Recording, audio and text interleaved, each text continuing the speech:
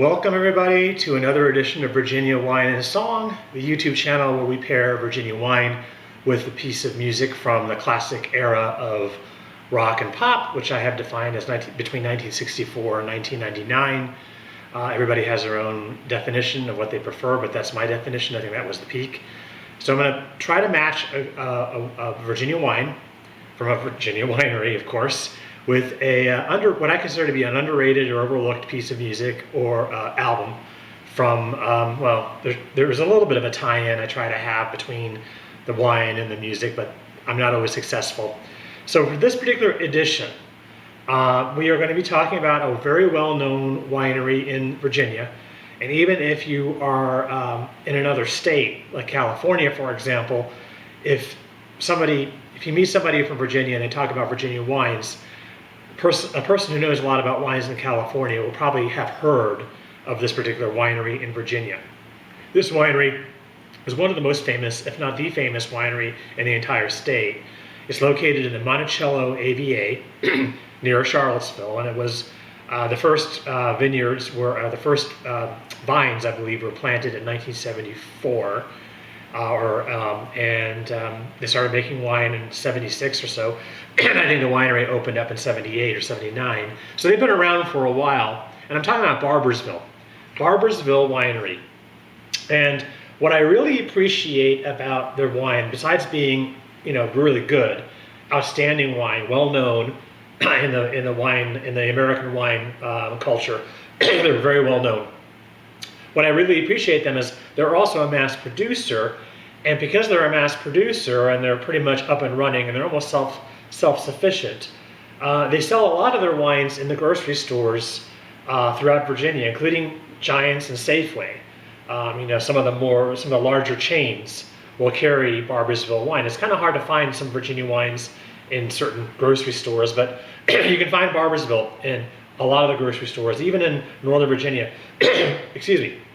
We're getting into the holiday season now, so if you go to parties or sporting parties, football parties, or just regular holiday parties, and you want to bring some Virginia wine, but you don't have time to go to a Virginia winery, this is always a good alternative, a good thing to get because of the presence that it has in grocery stores. This happens to be a Merlot, and their whites and their reds are equally good. Like I said, mass producer, and I also appreciate the price point. This particular bottle of Merlot was $17.99 at the grocery store. It's $17 plus some tax probably at the winery, so there's not much of a difference in price from the winery to the grocery store. They have a lot of other reds as well. Of course, they have a Cab Franc, they have a Cab Sauv. You can buy the Cab Sauv in a lot of grocery stores as well. They have Petit Verdot. They have Nebbiolo, which is an Italian style. The winery is actually run by somebody with Italian heritage.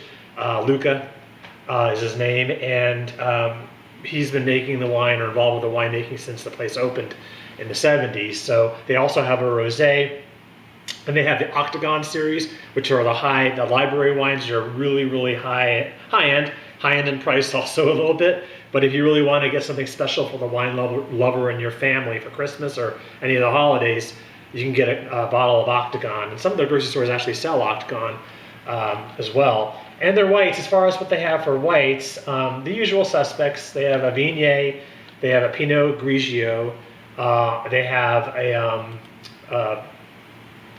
a Chardonnay, some Sauv Blanc. You're not going to see anything really out of the ordinary in their wine selection. If you want to try some really experimental, interesting types of wines, you can go right down the road to another winery called Horton, and they have a lot of different varietals, and they get their grapes from all over the country, which allows them to make other varietals. But in Barboursville, they concentrate on the wines that they grow in their vineyards. And like I said, they planted their first vines in 74. The name of the town, it's not really a town, it's more of a village, Barboursville.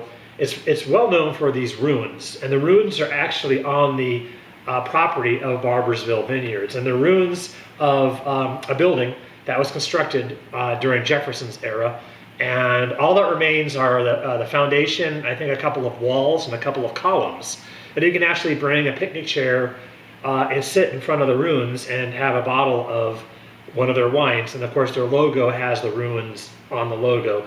They've had this logo now for several decades, and their wines, like I said, you can't go wrong. If you want to get something quick from Virginia, and you don't have time to go to the winery, you can go to the grocery store and get one of these.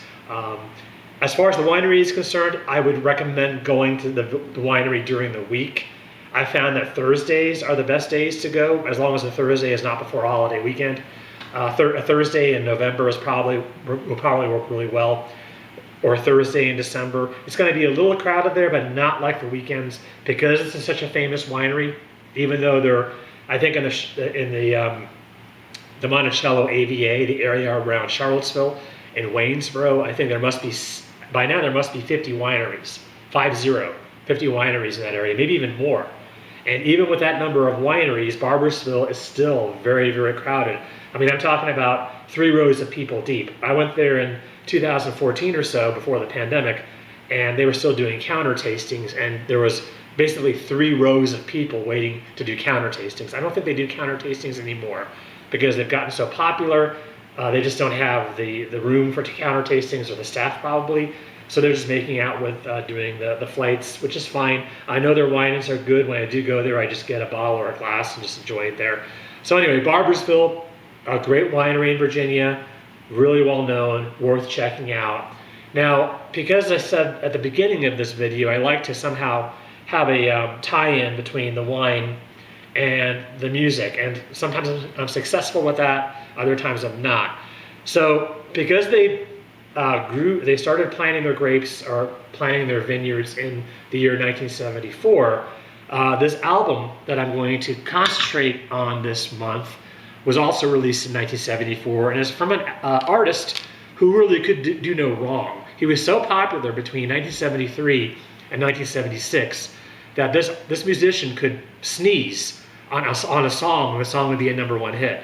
I mean, he could do no wrong. He was huge. In fact, he was so huge, I think he kind of fizzled out in '76, and you didn't really hear much about him until the early '80s again. I'm talking about Elton John.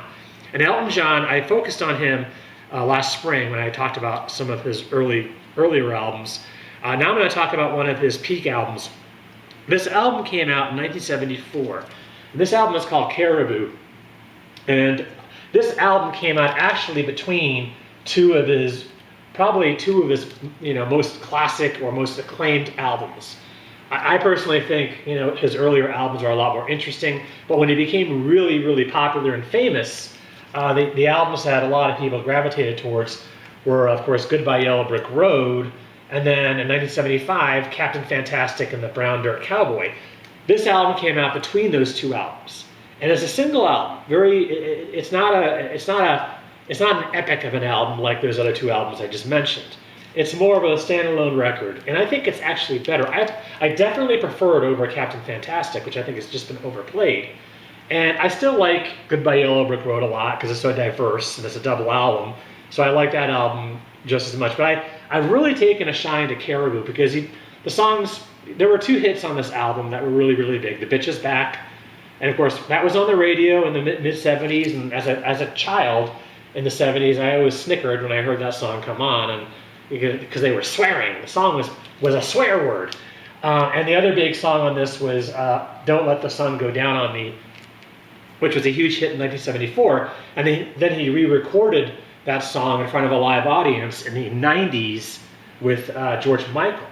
And when he re-recorded it in the 90s, that song actually went to #1.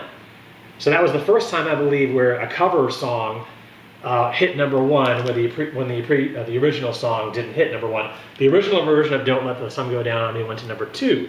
So it almost hit #1, but not quite. Anyway, those are the 2 big monster hits from this album. But the rest of the album, I think they were just so prolific, and they had so much material. They, meaning Bernie Taupin, who wrote all the lyrics. He just was a writing machine.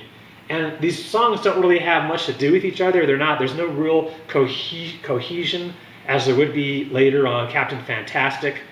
They're kind of all over the place. So you have songs like Pinky and Grimsby and Solar Prestige Agaman, which to this day I don't know what that song is supposed to mean.